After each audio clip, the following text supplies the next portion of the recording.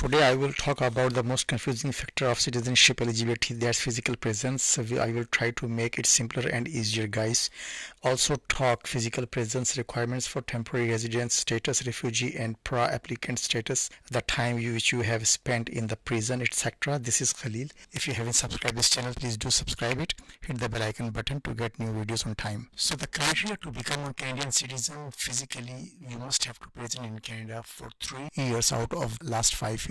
If you are 18 years old and older, you need to have been in Canada for at least 1095 days out of the 5 years immediately before you submit your application for citizenship. You need to have been a permanent resident for at least 2 years in order to meet the physical presence requirement when you will calculate your citizenship eligibility. After you become a permanent resident, each day in Canada counts as one full day towards your citizenship application. So whenever you will become permanent residents of Canada, from that day till you apply for citizenship, your each day will count as a full day. If you stayed here in Canada as a temporary residence, then each day counts as a half a day physically presented in Canada as a temporary residence before you become a permanent resident, and that will be a maximum of 365 days, guys. IRCC considers only the 5 years immediately before the date of your applications for the physical presence requirements. If you have been physically present in Canada as a permanent resident for the past 5 years, for example, then the time you spent in Canada as a temporary resident does not count. If you were not a temporary resident before you got permanent residence, then you need to have spent at least 1095 days or 3 years in Canada.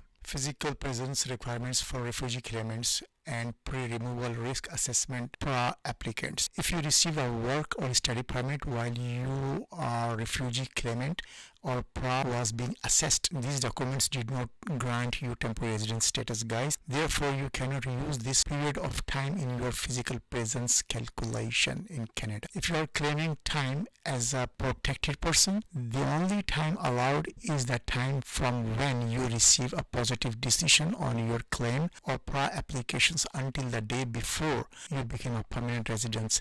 The day you spend in Canada after approval and before permanent residency counts as half a day toward your citizenship application. If you were in prison in Canada, if you have spent time in Canada in prison or on probation or on parole, that time cannot be counted towards your physical presence, except that time on probation as a result of conditional discharge may be counted towards physical presence if you did not breach the conditions of parole. If you got youth sentence and successfully completed that sentence, that time spent in prison or on probation does not count. A sentence for an offense in Canada happened more than 5 years before the date of your application does not have to be declared, as it is outside the period for the physical presence requirement. If you found this video helpful, please give a big thumb to this video. Hope see you soon in Canada, guys.